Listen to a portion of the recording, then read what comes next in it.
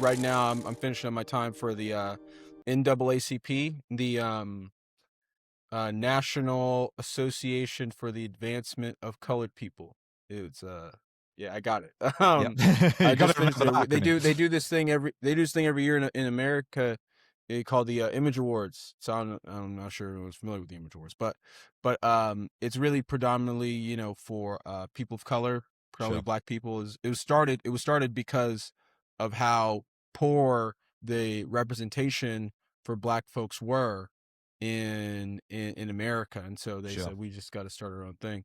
So I was helping out for the 57th edition of the award show, Great. and so that's a lot. That's what takes up my time in the daytime Right. when it helps, as they say, pay the bills. Sure. Was that But an organizational thing you're doing, or?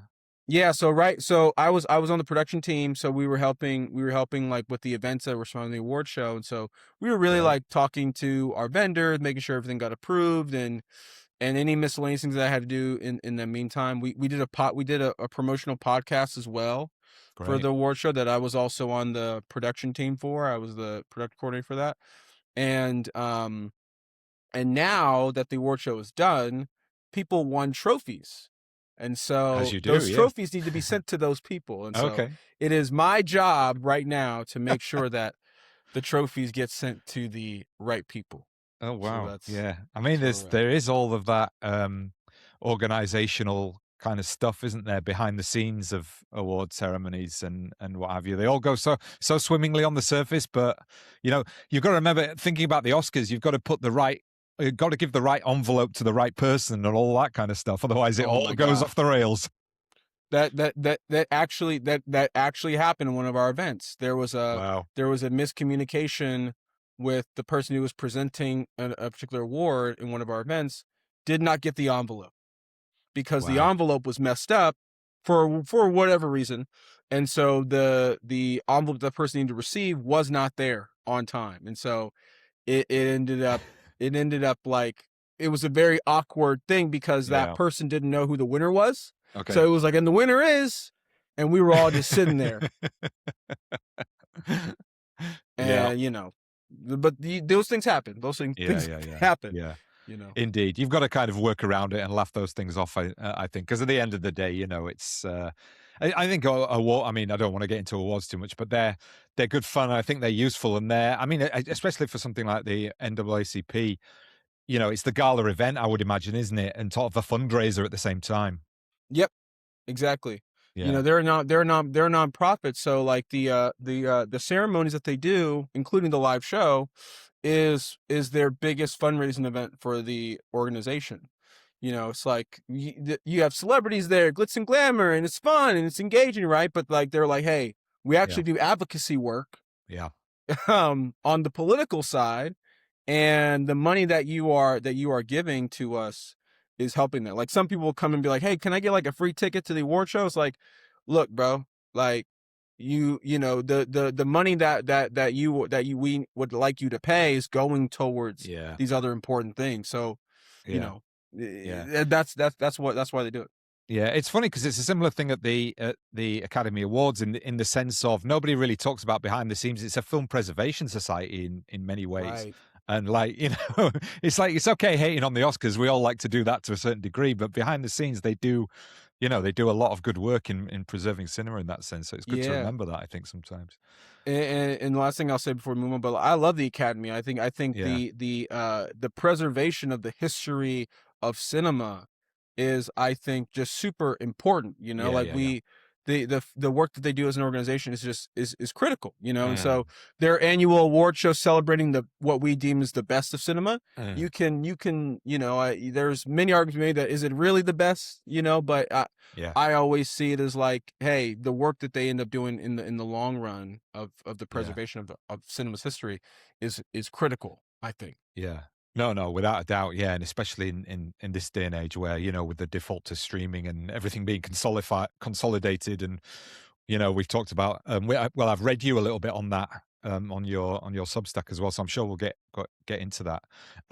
But I just want to say thanks very much for coming on. It's really great to talk to you. I've been following keenly the development of Coffee House Cinema, as I said before we started taping, in terms of our London event, and also the expansion of micro cinemas generally as part of perhaps a reimagining of what film spectatorship and film engagement looks like going forward. So we've taken inspiration from what you're doing, and I'll talk a little bit about that later on. I'm I was excited. just, for me for sure, me too for sure.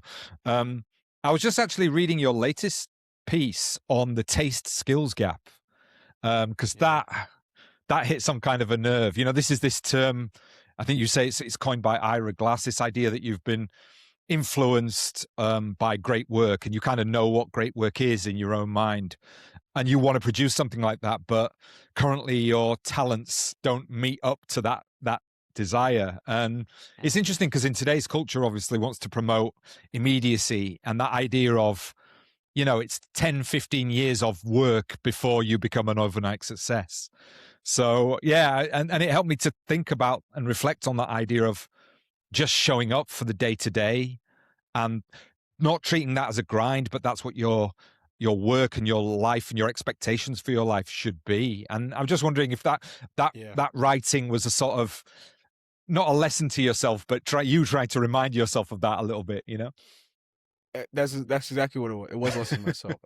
So I don't mean to talk about Coffee House so early, but basically, I do a lot of the social media as it relates to Coffee House Cinema, and especially in regards to like the editing of the reels. And so I edited when I was in college. I edited my own short films, and so I'm very familiar with the craft of editing. It's not like I'm like looking up how to edit, but it still is a different thing to go from editing like these like narrative pieces and have the process of like working through a movie versus like something that you're clipping together, Yeah. for social media bites. And even and so I was struggling with getting better at it. Like, and it's not that our videos are like bad. People like them, but I can see that by my repetition doing it, I'm growing Yeah. in what I want to do. So now I got to a point where now I'm not fully there yet. I'm not fully there yet. But like I've gotten closer to a point where like, oh, I can see what someone is doing, and Yeah. I have the slightest ability to somewhat replicate or imitate what they're doing. Yeah. And so I was like, you know what, it's the only, and the same thing for my own writing, my own filmmaking. The only way you can get out of that, oh man, like I know this looks fire, like how do I do this? You gotta just do more. You gotta Yeah. just do more. And so I was really writing for myself. I was the guy I needed to remind, but Yeah. I'm glad that other people were No, resonating no, with that too. for sure. I mean, I have this a lot with my appreciation and engagement with art more broadly than film. Even, that sort of sense of going to. I went to there's the Lee Miller, the female photographer, Yeah. um, a war journalist and war photographer, but started out as a model. Um, Mm. Amongst all the surrealists and everything like that. And it was interesting. Part of that was the debate about the sort of artistic eye and ownership over the certain looks of photographs, because she was sort of saying, well, she's a woman, she can't make photos like this. But then suddenly, after all that practice and all that work is, overnight, but not really, like at the Right. absolute top of her field. And the other thing is like going through a gallery like that, and you just see, that this is a process that's taken years and years and years to develop and Right. hone a sense of craft and a sense of self within the art form, which is just inspiring, but also kind of intimidating. Yeah, no, I think it's true, and well, I actually don't I actually kind of get encouraged by that. Yeah. By that is because it means, to me, it tells me that I have time. Mm. And the people who, anytime you see these like overnight successes, or like these young people who are just sort of like whimsical, right? You don't, Paul Thomas Anderson made Boogie Nights when he was like 26. He was Yeah. already that guy was making movies when he was like a teenager. Yeah, yeah, And yeah. so to be like this like 26-year-old making this like phenomenal piece, Yeah. you're like, whoa, how do you do? But he's been doing that. Yeah. But the funny thing is that guy hasn't gotten an Oscar until just in March. Yeah. And so like, so, you know, think how long he's been doing this before he was able to achieve the highest level of achievement that we look into in this industry. Mm. And that just goes to show you that, like, you know, it doesn't happen immediately. Success is Yeah. not, and success is not necessarily winning an Oscar, but like, you got time. If you're not there Yeah. yet, you put in the work. You got Mm. time. Mm. People will find you. I think Yeah. I think it's easy to get discouraged because there's a lot of filmmakers, and this is actually true. There's a lot of filmmakers and any artists, they don't feel like they get their dues because they do feel like they're putting in the time. They do feel like they're doing good, right? They do feel like people are resonating with it, but they're just not being seen Yeah. by the right people. And Yeah. I think that's a real thing, For you know, sure. and it's hard to reckon with that. But Mm. I do believe, and this is gonna sound terrible, but I do believe that like great work, you know, rises. Mm. It may not rise in the way that you think it does, Mm. but it does rise, you know, like people respond to great work, and Yeah. some Yeah. Yeah. maybe not be an agent signing you, or may not be someone paying for your art immediately in commission, Mm. but like people recognize it. And so I like to try to use the signals Yeah. of like, hey, Yeah. you're doing good stuff, and you know that's the way you keep at it. Yeah. And I guess the thing that's very difficult to do is separate, you know, success in the sort of more cultural or personal sense of that, and the realization that you're doing good work, and maybe, you know, recognition that is not overtly economically based, Yeah, you know what I mean, often doesn't feel like success at all. And I think you know, because we live in that world where it's kind of like, oh, if you're successful, you must be showing the fact that success is there, you know, with the material things that you've gotten out of that right, success. But I think it's, you know, you look at so many writers. I mean, Substack's an interesting case in and of itself, but just writers generally, you know, it's very, very hard to make a living now, just, you know, and sort of writing novels, unless you become like a J.K. Rowling or something like that. But correct. it's you know, less than the 1%, the 0.1% even, you know. Yeah.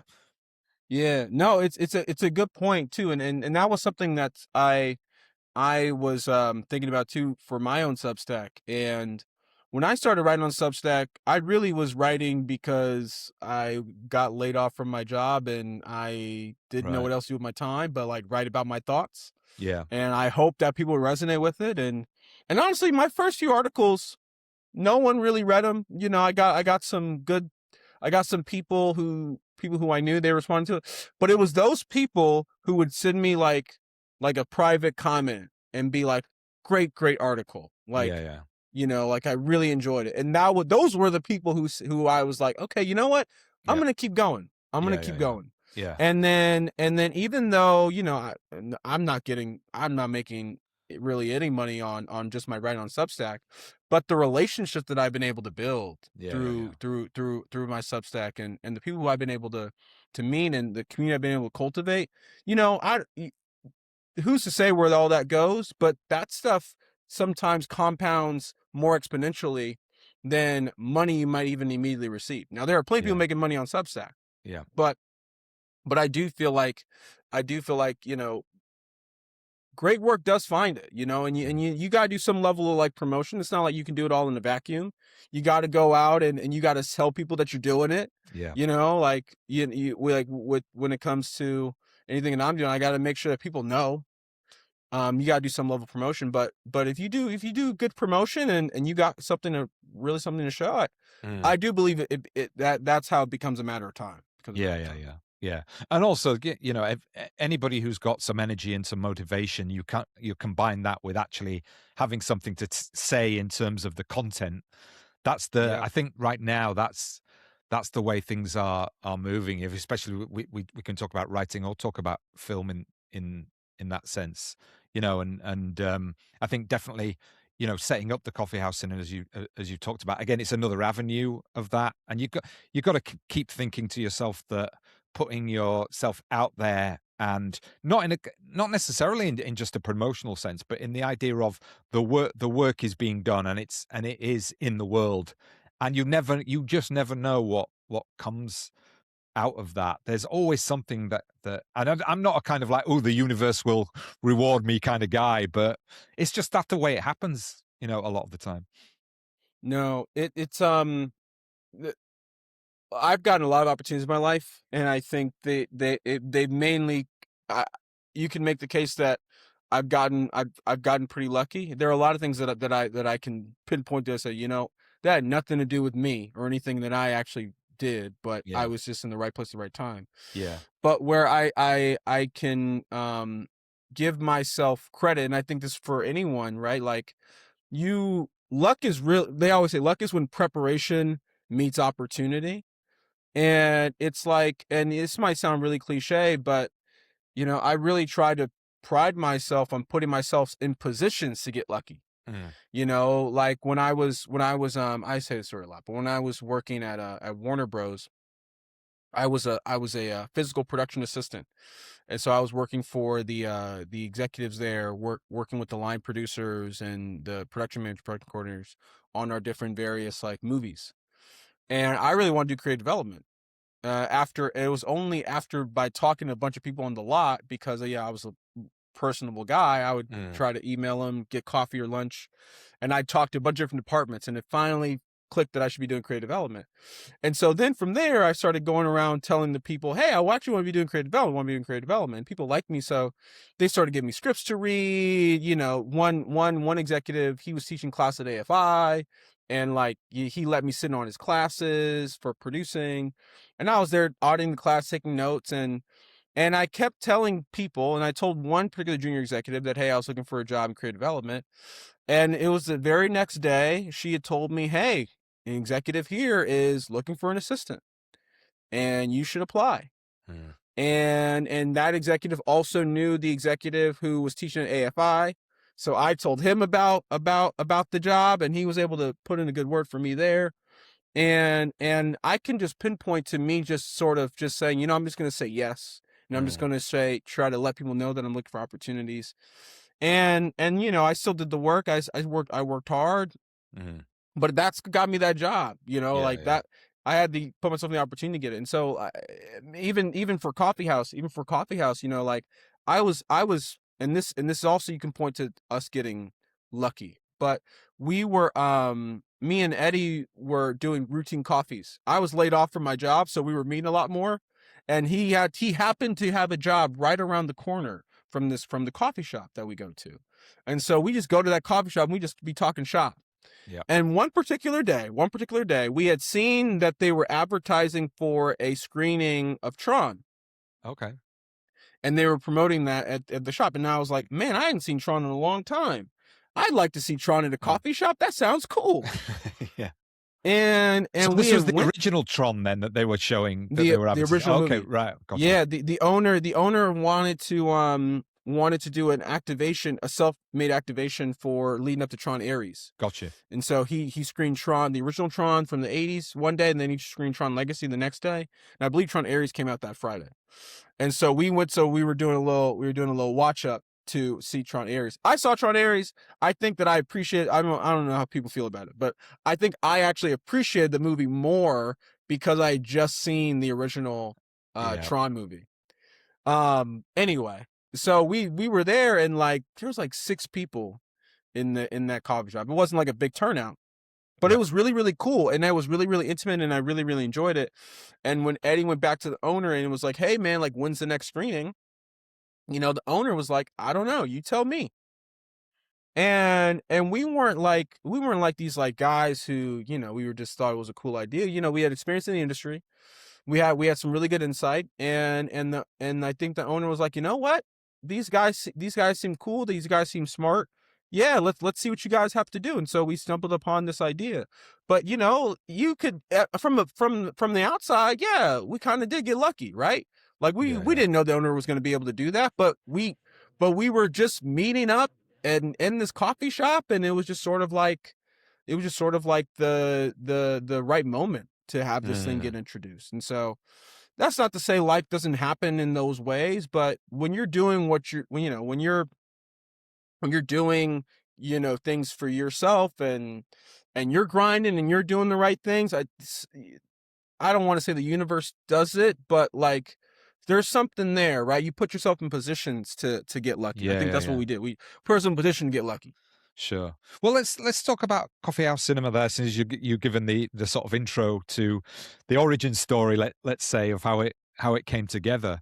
Did you Did you have a sense of the kind of, it's a terrible word, but vibe that you wanted to have?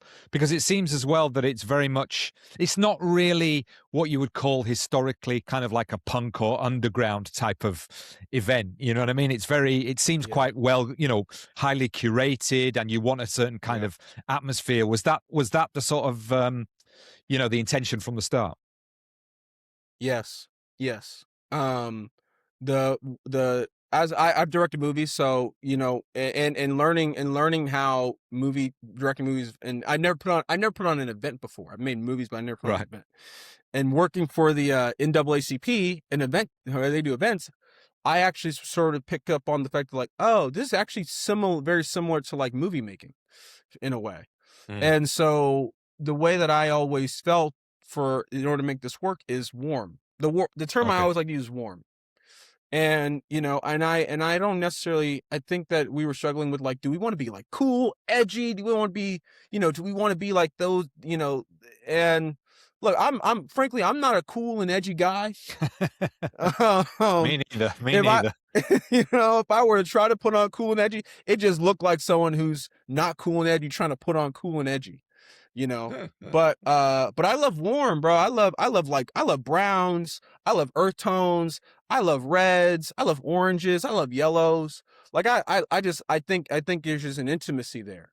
And Yeah, yeah, so we really wanted to make sure that the thing we were doing was intimate.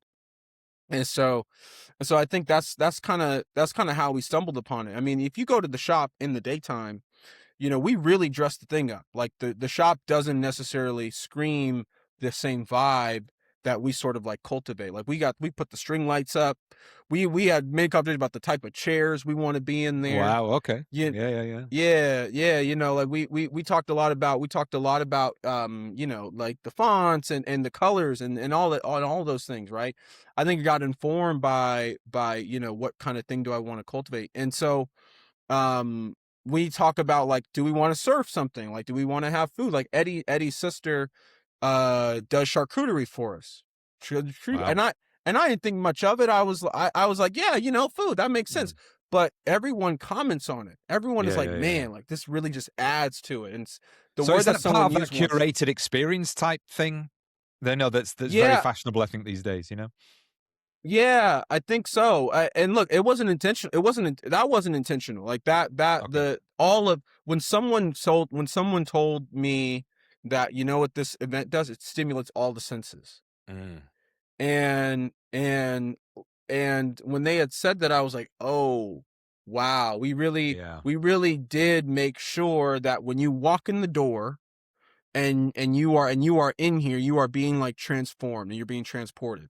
And I think that that's something that is super important right now, especially as the movie theater business. I think the exhibition business needs to be revamped. Yeah. Like I love movies. I love going to movies. I have AMC A list. I try to see a movie like at least once a month, if not two times or three times in a month. But it's pretty clear that, like, the experience of going to a movie is not something that I think has been innovated in a really long time. Yeah. And if you combine that with the rising economic costs of going to attend a movie, Mm. and where the economy is at, right? Like, people don't have disposable money to be like throwing Yeah. at these things. But so for me, I just kept thinking about, like, how do you make the thing we're trying to build, how do you turn movie making into a relatively passive experience? How do you make it an active experience? Yeah. That's And interesting. and and I think that's something that we were really like trying to bounce around with. And the Mm. and the thing that I I kind of thought about, and that's why I landed on short films, is because the way to get active in an experience where like literally you sit down and watch something, the only way you can turn that into an active experience is you allow talking before or after Yeah. the movie. And so I said, well, let's do shorts so we can get to the talking as quickly as possible. Yeah. Yeah. Yeah. And Yeah. and let's do shorts from local filmmakers who, you know, who are to LA, and a lot of these filmmakers are my friends who their movies have played in these really cool places, but they sort of just like died on the vine with their online links. Yeah. And I said, let's just these are great movies. Let's put them on, and let's spark some more conversations. A lot of people probably never seen these movies before. Yeah. And Yeah. Yeah. so, you know, having interesting movies to put on, and then being able to have conversations before and after those movies, I think has been so far a recipe. And we haven't, and honestly, like I think I mentioned this in one of my Substacks, or one of my something that I talked about, but we thought, oh, we need to serve alcohol, we need to give people like an incentive to get into the door, like, you know, hey, we'll give you a drink too. The drinks don't matter for us. No. We actually don't need to attach alcohol to our proposition. I thought we Mm. did. I thought, you know, because, you know, free booze, why not, Yeah. right? Yeah. But it turns out that, like, if you have something, you know, really worth valuable, like, people will go spend their money and their time to go to it anyway. Yeah. And yeah, that's it. No, I was just going to say, I think you're so right, you know, in terms of the traditional theatrical experience as well. And because what you pay for a lot of the time isn't great, you know, even if you happen to like the film, you know what I mean? It's the stuff around it. I think that a lot of the time is problematic. And the fact that, you know, I mean, we could have a conversation all day about whether audiences are not turning up because the films aren't that great at the moment or anymore. You know, I mean, it's funny because I think this has been a good year for film, but yeah, I think there's It's gonna be a good definitely for a, film. I think that that sort of sense of the films actually matter within a context, I think is something that is that you can appeal to people with as well. And like that, you know, that idea of getting somebody out into the world, and the fact that you're not just going to go through the same formulaic, like, institutional system, never mind the same formulaic type of film, I think is a really unique selling point. I think we've, for our London event, we've nearly sold out already with no advertising, only on Substack, so that's Amazing. great, you know. But in terms of And I saw you'd written about the programming, and programming, I think, is a tricky one, is a hard one to get right. Were you sort of, I mean, you say it's films from your friends. Are you nervous about kind of like what order they go in, or how long the films are, and all of these kinds of questions that go into programming? You know? yeah, the answer is yes. We have our programming locked for March, but we even just up until yesterday, I don't know when it's coming on, but up until like the Monday before our Thursday event, we were still debating, or the Sunday before our Thursday event, we were still debating the order of the movies. Right, right. And that matters, you know. Me and Eddie Eddie's the head of programming. We had very different opinions on Okay. how the movie should play out. Okay. And because those things matter, right? Like how Yeah. how things evolve, you know, is really important. And sometimes, you know, we ran into a situation where there was a block we were trying to program, and there were two movies we really wanted to do, and we just couldn't quite find the other movie that can sort of pair it all together, Yeah. because that's the story in of itself. Not you know, everyone gets their movies in different ways. So I'm not, so, you know, some people are just limited by their access, but you know, I realize during this process that, yeah, you are crafting a story when you're curating, Mm. and the way that the movie flows, you know, like it does enhance the experience. And I think that that's something that I don't want to say no one's aware of, because people are probably aware of that. Yeah. But it's not even just simply picking good movies Yeah. that you think that you really like and just playing them. It's not even that, you know. And we've been able to respond, even just two events in, we've been able to really appreciate how people have just really admired Yeah. the intention that we The put care. Yeah. Yeah. into the programming, Yeah. because we do care. We care a lot. We care a lot about it. And so, Yeah. that's not to say that everyone ultimately is going to have access to their things, but I'd never been a festival programmer before. I've never done it. I've never done program. I've watched a lot of short films, and I've admired the process. But going through this process, I have a better understanding of like why even great movies don't get programmed at certain festivals. Right. You know, Yeah. Yeah. because Yeah. you're really trying to craft a narrative Sure. around it. So it does matter. Have you guys thought about that? I mean, how much have you guys thought Yeah. about like I the mean, crafting no, story about around the programming? for me, not for the first one. It was just a case of can we find three films really to start Sure. off with in that sense. So I think and we haven't sort of talked about another one after that. We're going to see how this one goes. Actually, one question that's kind of like for my benefit, so I can kind of crib off your Yeah. off your experience. But um, did you have somebody? Did you have somebody hosting it? And did you give? Did you have like time after each film for the filmmaker to come up and answer a couple of questions? How did you sort of organize the evening in that sense? Great question. We are the hosts. Um, Right. we do it film festival style. So I that's really my main frame of reference is like you go to a film festival and they usually play the entire block of movies all at once. Yeah. And then at Yeah. the Yeah. end Yeah. of Yeah. the block, then you listen to the Q&A from the Yep. filmmakers. And so I just like that. I think it just creates for a seamless, viewing Sure. experience. Yeah. Yeah. I've Yeah. been to places. I've been to places where they'll play the movie and then they'll do have the filmmaker speak, and then they'll play the next movie and then they'll have the filmmaker speak. And again, there's no right or wrong way to do this, but I have found that when you can play the movies throughout Straight through. one bit, it actually allows for the viewer to continue to have themselves be immersed, Yep. and it's not sort of a breakage in it. Yeah. Yeah. And Yeah. if you can get them to connect, even better. But we play them throughout, and then we have them have a conversation after the movie, Right. after the Yeah. movies. Yeah. Yeah. It's an interesting one because I think that the guys who I organized it with, I mean, to be honest, they were they were the leads in putting it together. So we'll see how this one Yeah. goes. But I think they wanted to have kind of like each film sort of recognized individually and then a quick question because they asked me to host it. So I'm kind of Mm. going by their cue, but we'll see how it goes before we organize the new one. So, I mean, just sort of rounding off I mean, we'll talk about, cinema going throughout this conversation, but that sort of sense of, and this is going to sound really kind of weird as a phrase of problematic, but that I'm always I'm always thinking about how the audience can kind of be re-educated.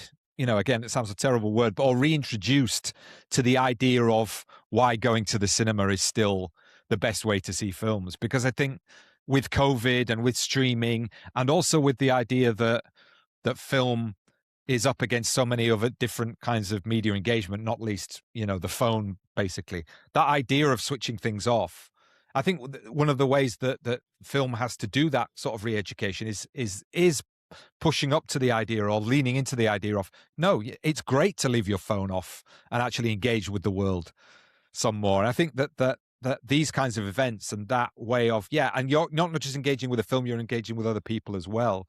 I mean, how do you see this micro cinemas fitting in with a wider need to do that when it comes to film?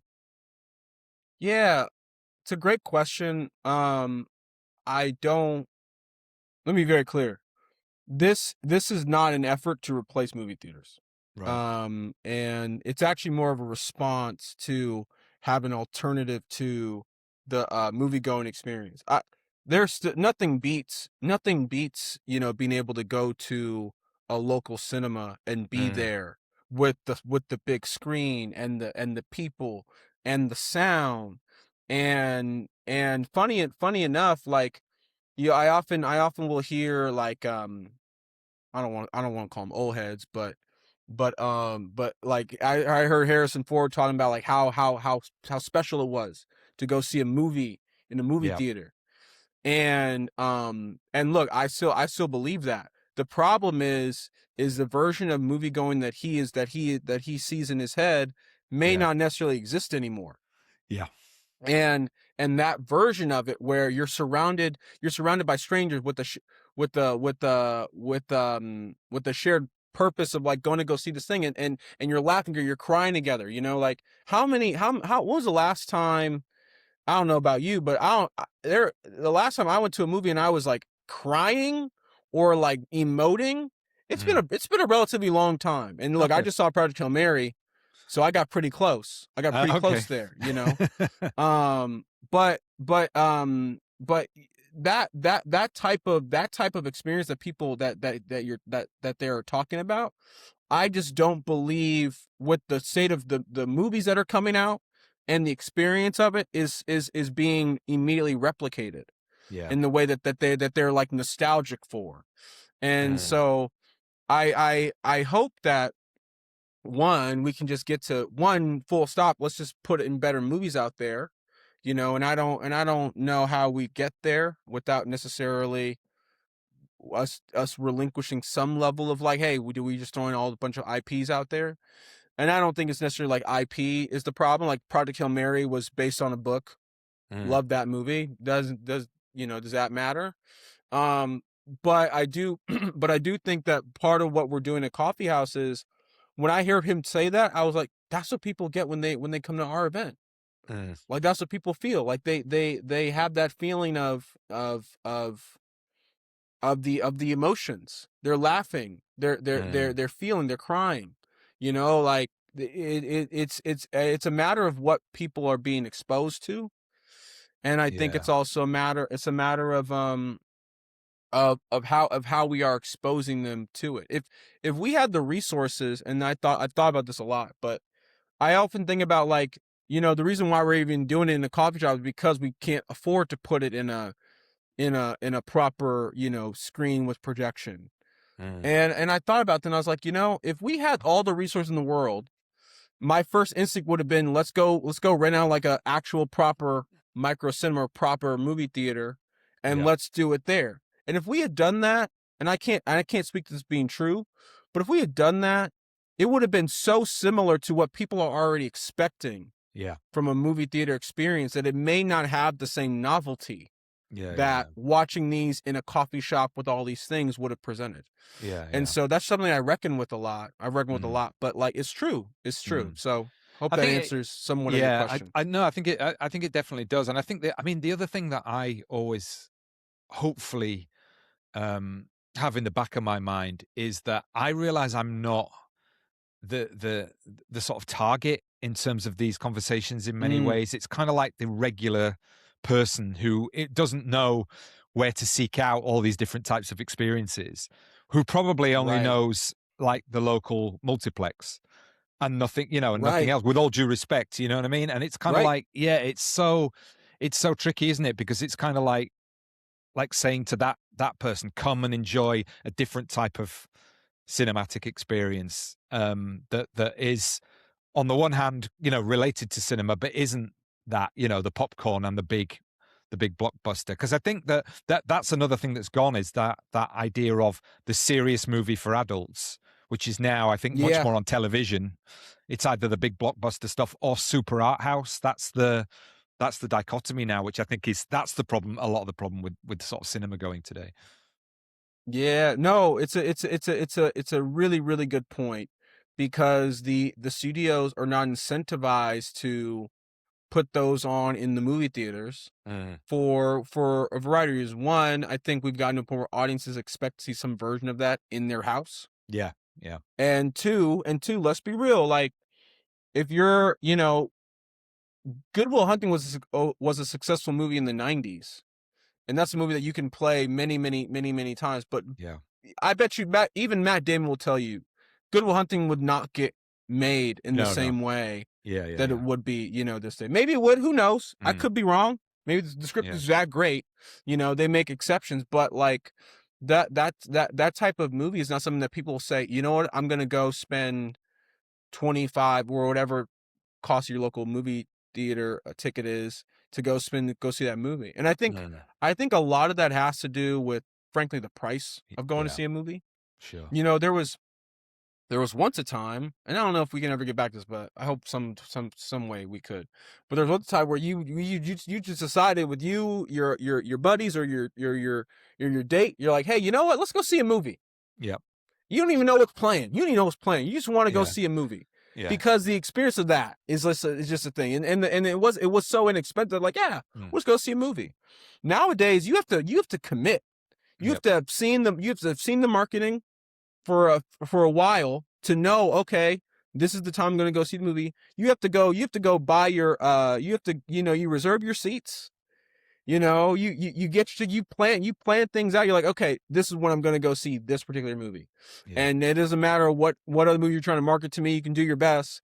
I've probably got two, maybe three movies in me the entire year that have already sort of said, oh my God, like I really want to go see Sure. this movie. Yeah. Yeah. Yeah. And I think the casual nature of movie going doesn't allow us to be able to discover things that maybe we typically wouldn't have seen.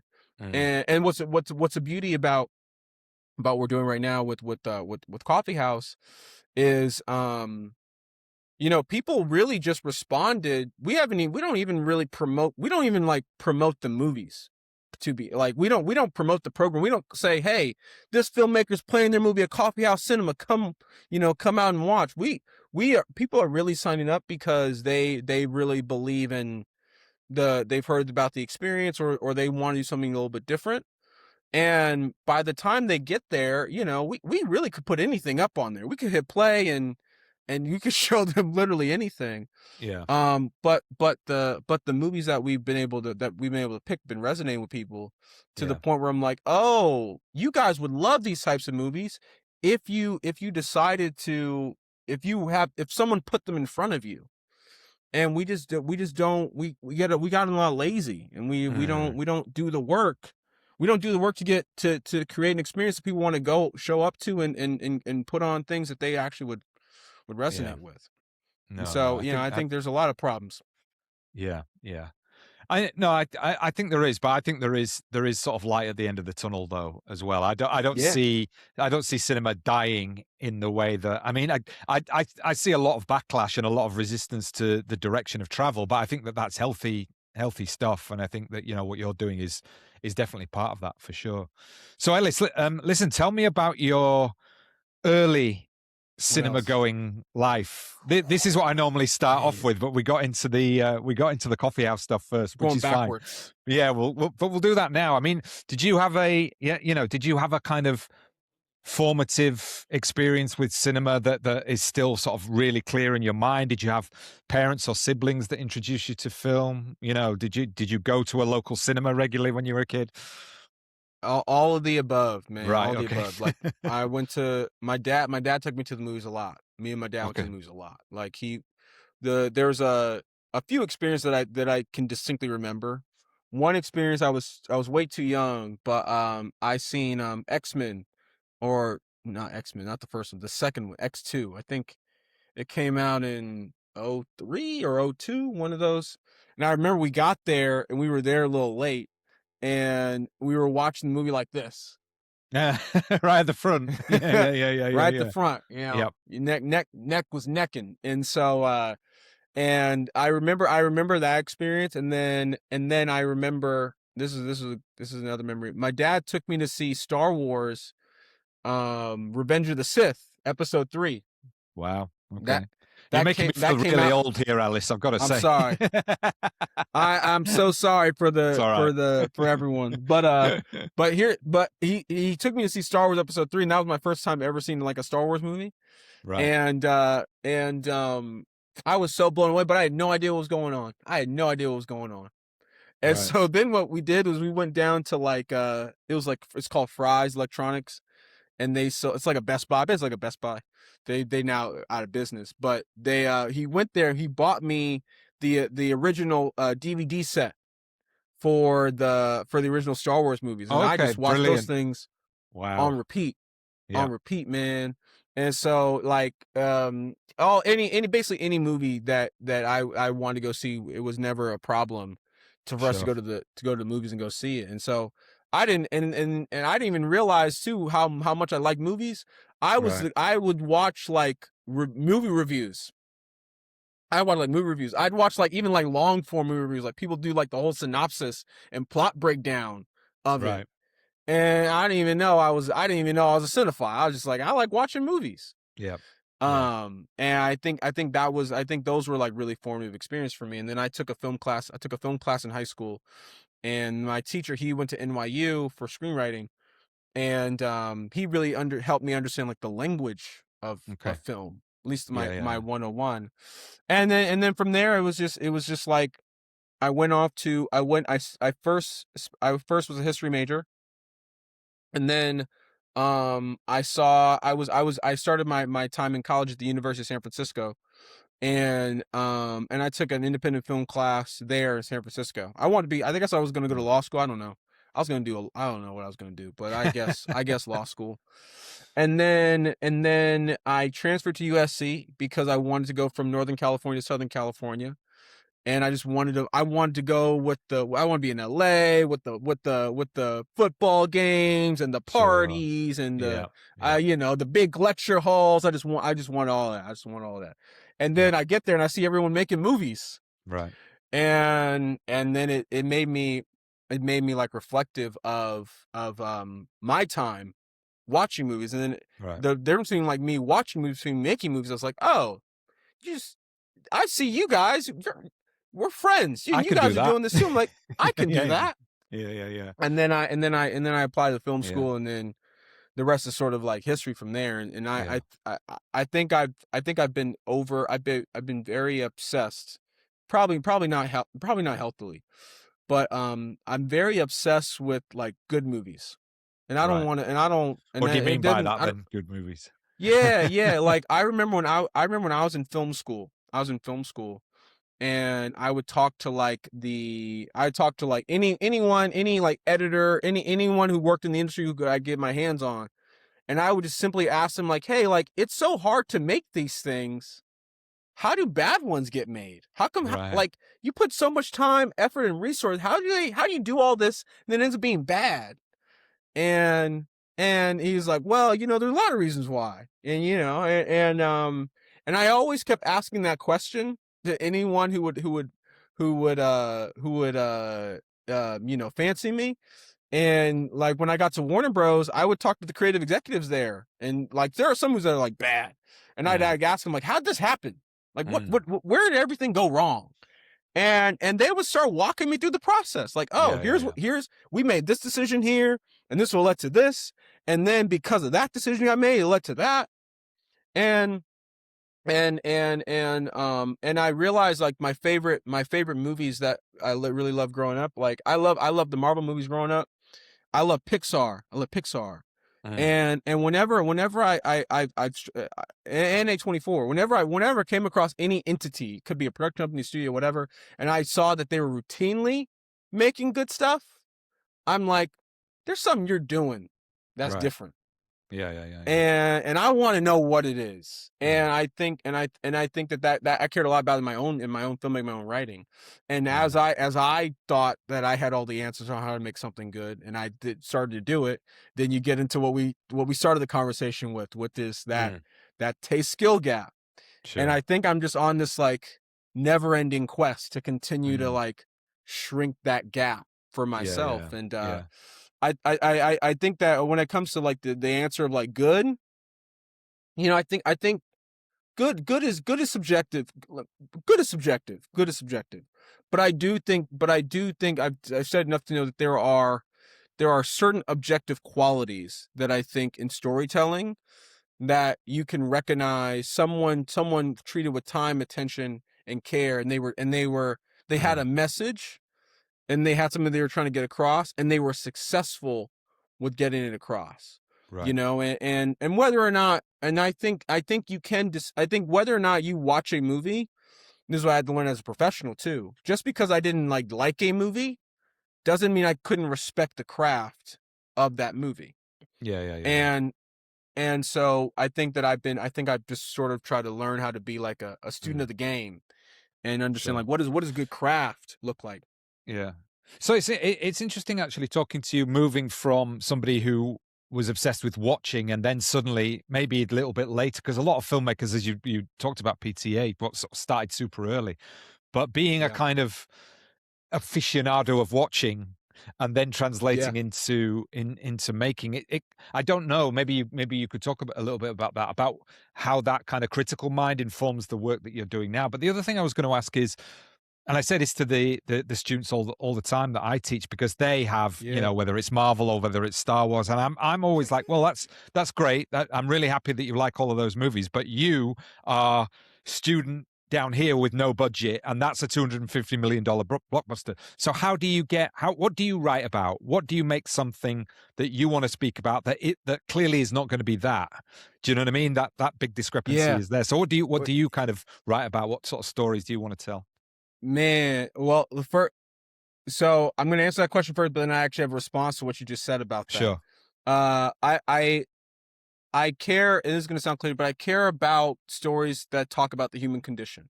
Like I really like I'm really drawn to whether it's a coming of age story, whether it's a story of a character at a very pivotal point in their life, and the story is sort of like this moment in time that you sort of see them go Mm. from point A to point B.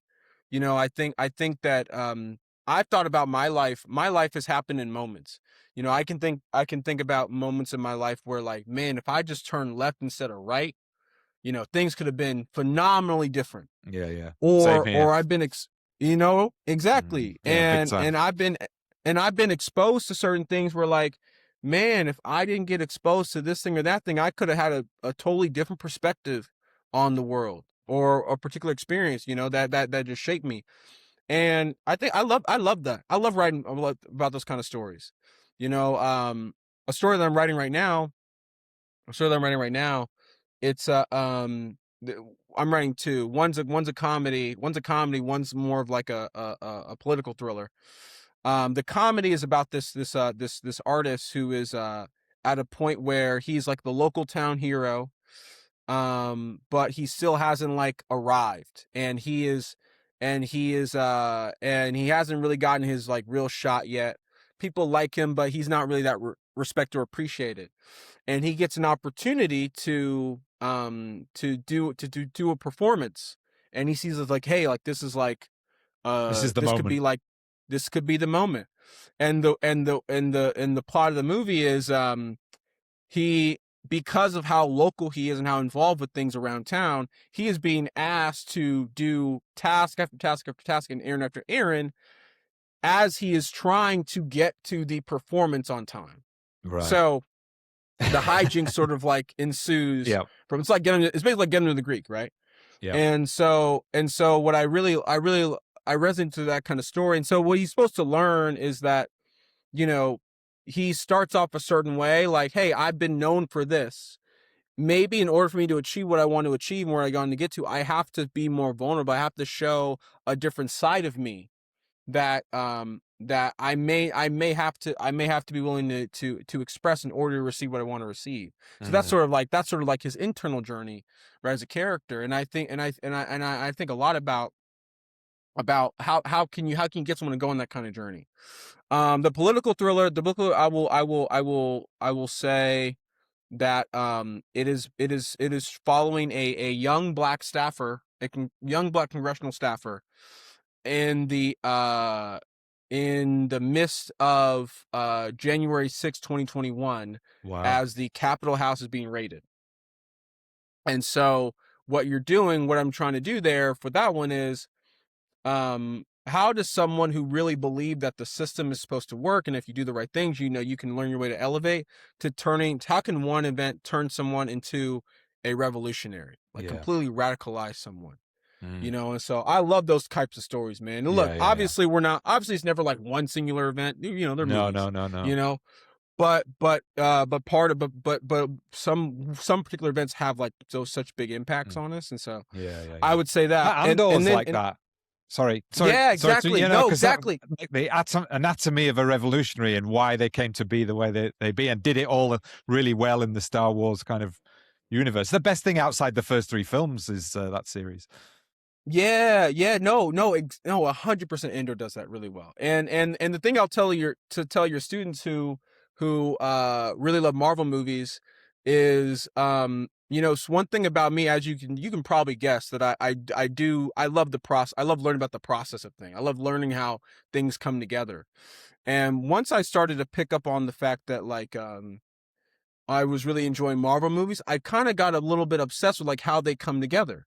Right. And so if you have any bright students out there who love the Marvel movies, then they would be able to know that if you look back at some of those directors' earlier movies in their filmographies, it was those smaller, character-driven indie movies that got the attention of those Marvel executives. Yeah, yeah, yeah. It wasn't they made these big movies and then went to a big movie. Think about Ryan No, Coogler, of who's getting all course. the praise right now. Yeah, yeah, Ryan Coogler, and I know this story to be true, Ryan Coogler made this movie called Fruitvale Station. yeah. They Great made it for film. like less than a great movie, Yeah, right? I loved it. I knew about the Surf from Oscar because I was living up in the Bay Area when it happened.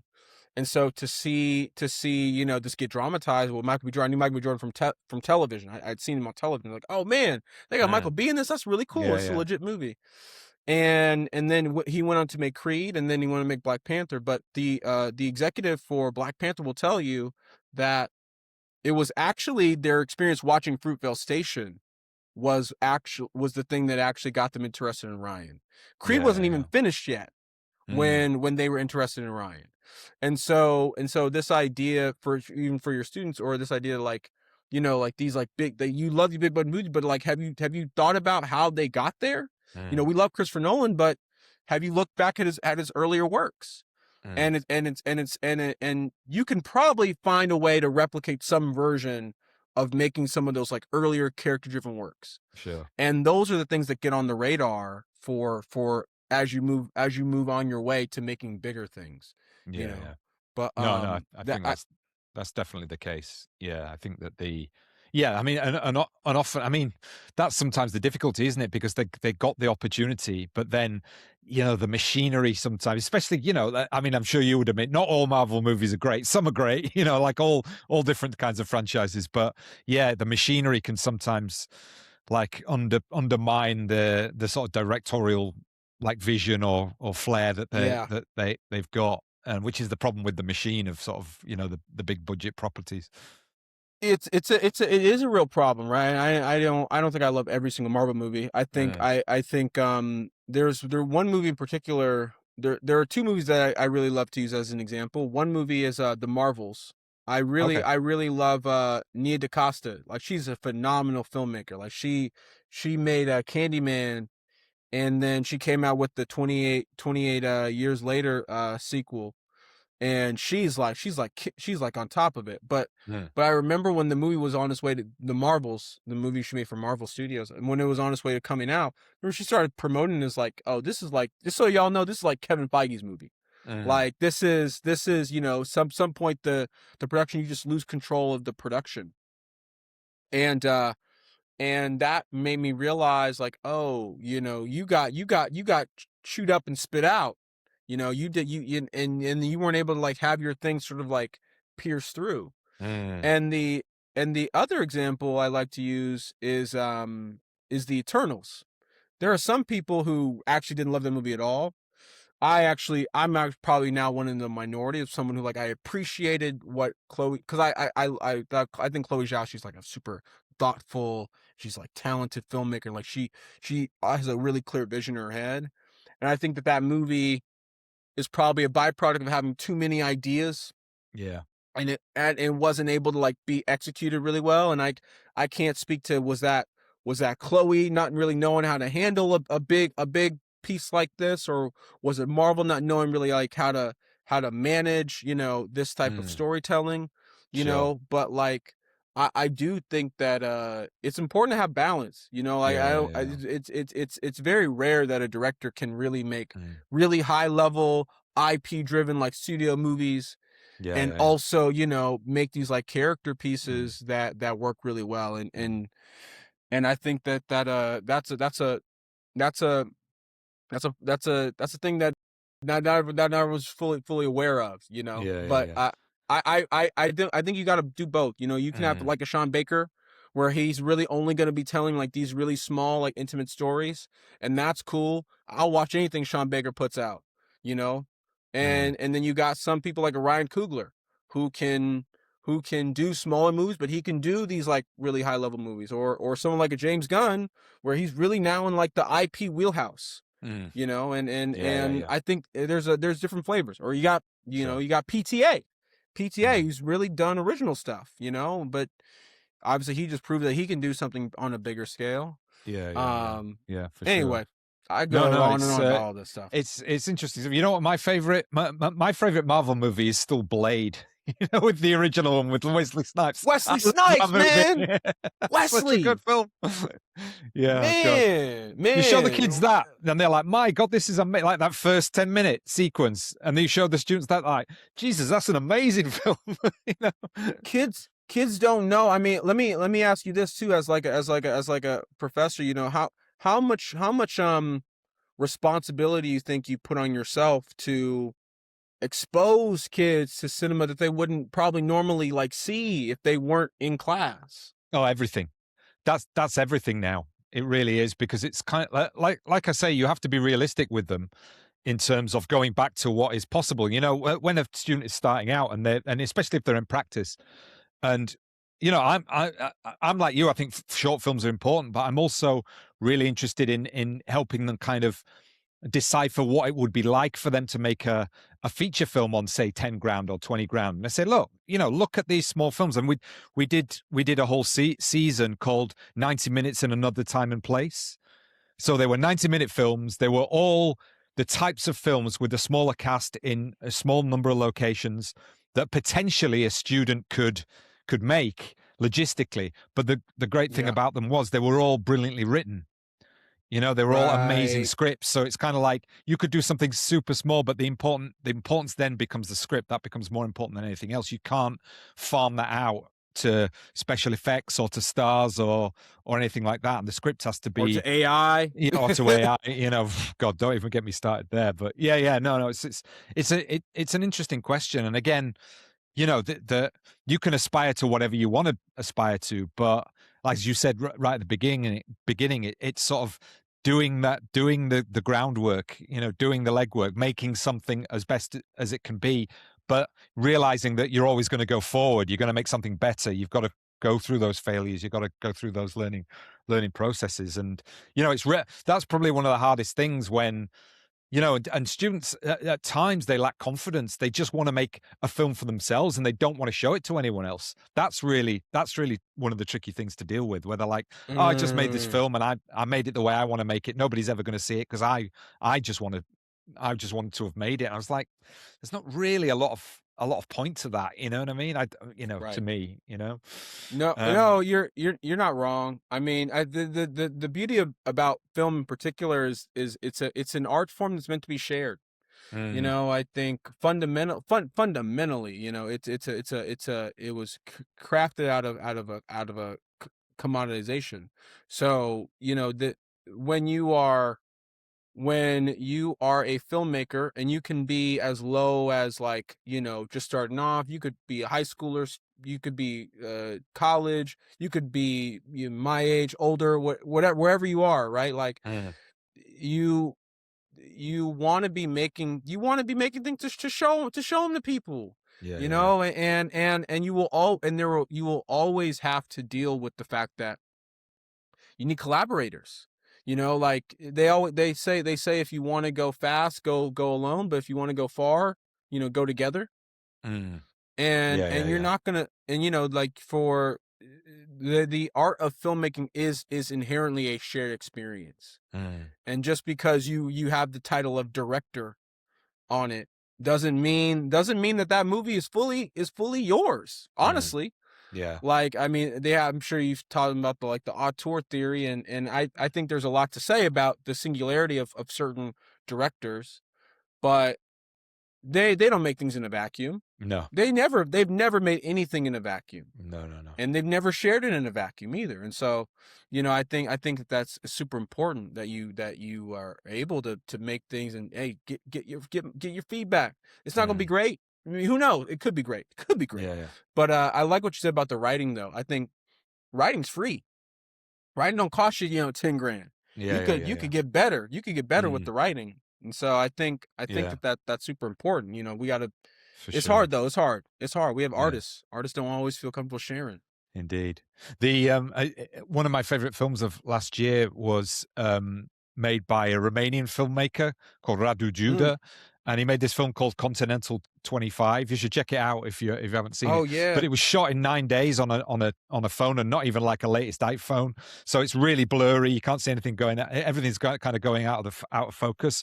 But it's about this Yeah. female bailiff in a town in Romania who discovers a homeless person who ends up killing himself, and the whole rest of the movie is her going to her mother, going to her priest, going to her friends, and it turns into this meditation on what the contemporary world is like, and it's absolutely out of this Wow. world because the writing is so sharp, and he's a filmmaker to me who's got a handle on understanding the contradictions and the absurdities of kind of modern Wow. life. But it doesn't. It's 9 days with a phone. The actors are great. The script is great. It's not all the bells and whistles cameras, but it's a brilliant piece of cinema to me. Wow. That's amazing. I Yeah, yeah. What's the movie called? I'll watch it. It's called Continental 25 with a Continental with a K at the beginning. Yeah, it'd be interesting to I'll see what watch you it. make of that. It's really, I mean, it's a festival film, really, in many ways. It had a limited release, but it's worth checking out. Just as an example of somebody make like guerrilla filmmaking, but absolutely, really good. Um, Listen, Ellis, thanks so much for the time. It's been great. We could go on Yeah. for a lot longer, but I don't want to keep you all I day. But know. I do want to ask my 10 Yeah. questions on cinematic identity. Have you still got Okay. time for that? I don't want to Yeah, keep yeah. you up. Are these like rapid fire? Yeah, quick rapid fire 10 All questions. right. And then we end Ready. that way. Okay. So you can, give us an answer and then, one or two sentences on why, if you like. Okay, here we go. Question one. What's your favorite cinema to go to in the world? As in the building, Ooh. the place. Ooh, I used to say the Panorama, the ArcLight Cinema Dome in LA, but that's gone now. So now I say the AMC Burbank 16. Right. Is that close to where you It's are? far. Oh, No, right. it's Okay, it's not. I far. got I Okay. got Yeah, I, you got I to gotta try. I gotta do a drive, Right, but it's right. it's Okay. the Burbank 16. It's great. Great. Do you prefer watching alone or watching with others? Ooh, with others. That's my Okay. preference. I think being there with a group of people, experience it together, I think is Yeah. important. Although I can watch many movies alone, but I Right. prefer with others. Uh, do you prefer to, question three, do you prefer to sit on the front row or the back row? Ooh. Well, assuming that I can't sit in the middle, I will choose the back row Okay. because I don't want to be dealing with this. Yeah, Although I yeah. could, I could. Yeah, that's why I asked that one because I know everybody would pick the middle, so I give them the only two choices. I saw Superman once. I saw Superman once, and I had to tilt my head up a little bit, but I actually didn't mind it because I felt like I was being immersed into like Yeah, the yeah, big yeah. screenness of it Yeah, all. yeah. So, I had that with Jurassic Park. I wrote about that for mm, the 11 a.m. Substack. That was one of the mm. questions. So I was like literally kind of like this, looking up at the dinosaurs. It was pretty amazing. Um, Question four: a filmmaker whose work you always make an appointment to see at the theater. Ryan Coogler. Right. Yeah, yeah, yeah, yeah. Good pick for sure. Question five: an actor you'll watch in anything. Ooh, it's a great question. Um, yeah, Timothy Chalamet. I really like Really? him. Wow. Yeah, yeah. I mean, it's funny Yeah. because he's got so much heat recently. So He does, but but you're a man knows fan. what he's doing. I Okay. mean, I think he's good at immersing himself into the characters, which Yeah, also yeah, might be a yeah, problem with yeah, why he hasn't been able to get the praise that he wants. But yeah, yeah, that's yeah, it. yeah. No, that's it. It's an interesting because he's on these questions. He's very much a Marmite guy. You know what I mean? People either they like him or they hate him. Hence this next question. Question six: which actor do you not quite get? Everybody likes them, but you don't get it. Glenn Powell. I Wow. hope this Okay. can get back to Glenn Powell one day. But I think Yeah. he's a very attractive guy. He means very well. But I think I've seen many people like Glenn Powell. Yeah. Yeah. I know where you're coming from for sure. Question 7: a film that affected you physically or viscerally. I think you touched upon this earlier on, but something that made you really feel something in the cinema. Yeah. The Wild Robot. Oh yeah, that's a great film. Great shout. Yeah. Yeah, yeah. Yeah. That's I was on the verge of tears. I think I almost. I think I did share. I shed a tear or two yes. during the Wild Robot. Hey, we're all progressive men here. We can admit that. That's right. That's right. Question 8: do you walk out or suffer through to the bitter end? It's very rare that I walk out of a movie theater. Okay. So I'm gonna sit through it. I'm gonna sit through it. Great. I think I walked out maybe once. Yeah, that might change as you get older. I walk out a lot more now than I used to do. You say life's too short. Yeah, Life's too short. That's exactly it. Question 9: a film you consider a relationship deal breaker. Oh, what do you mean by that? Okay, so you can interpret that.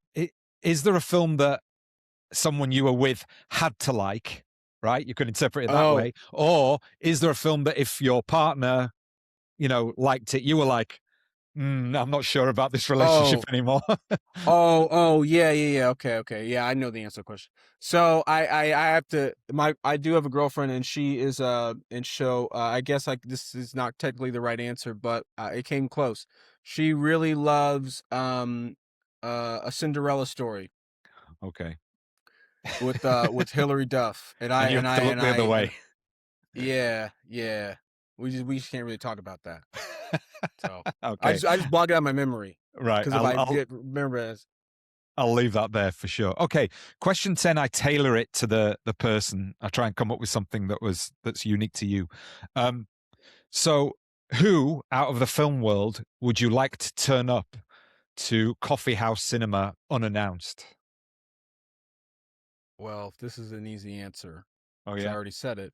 Ryan Coogler. Okay. Same again. And I'm not and the only reason why I'm giving that answer is because he actually really loves coffee. Right. So he makes coffee, like talk about coffee as like an experience. So I really figured one day Ryan Coogler would just hear about us and he'll say, I got to check this place out. It wasn't just because I'm a fan, but I actually think that he actually would actually really like Coffee House Cinema. Brilliant. Great answers. Well, listen, Ellis, thanks so much for giving me all this time. I really appreciate it. Good luck with the rest of Coffee House Cinema and, of course, with your future writing and filmmaking career. It's been great.